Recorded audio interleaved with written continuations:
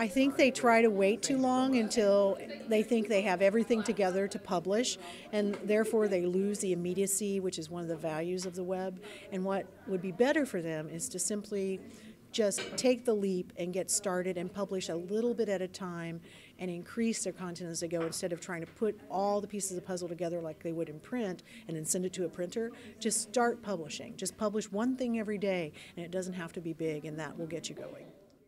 One of the most common mistakes is just taking what they made for the print edition and copying and pasting it into the web edition.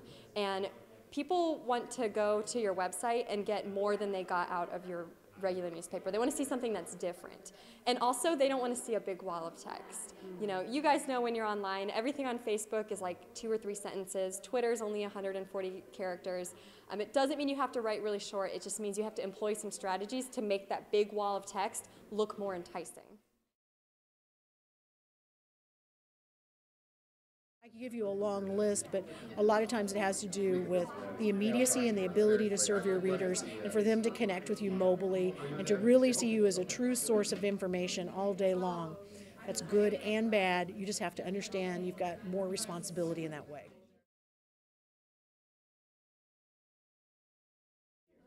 I want them to realize that they can do it, that the only way you get there is by trying, and you can't sit back and keep talking about it and keep wishing for it to happen. You need to just take action, jump into the pool. One of the best ways to draw readers is just to have everyone on staff share links. Every time you publish something on your site, share it on your Facebook. Have your friends share it on their Facebook. People are actually more likely to click on links that are shared from their friends than by your actual newspaper. So just having a newspaper Facebook page or a newspaper Twitter account and sending it out is not enough.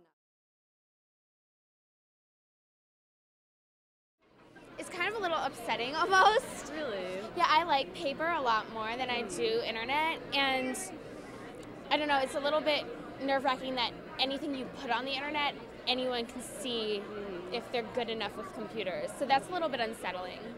I think it's good because it's easier to access from at home. I know our yearbook is online, and it's a lot better as an editor to be able to do my work online. I think it's a very good thing because it drives readership back and forth between your print as well as your online. You can do a lot more with the online and get more visual and more multimedia pieces shown online. And I think that's really good because it adds a different element to every story.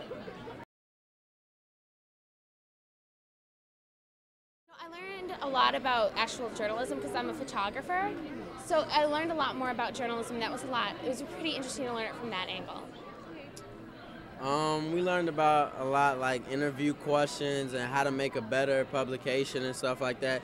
So we do a media program at Crown Point High School, so we think that will benefit us a lot to get our fan base going and get more in-depth stories and stuff like that.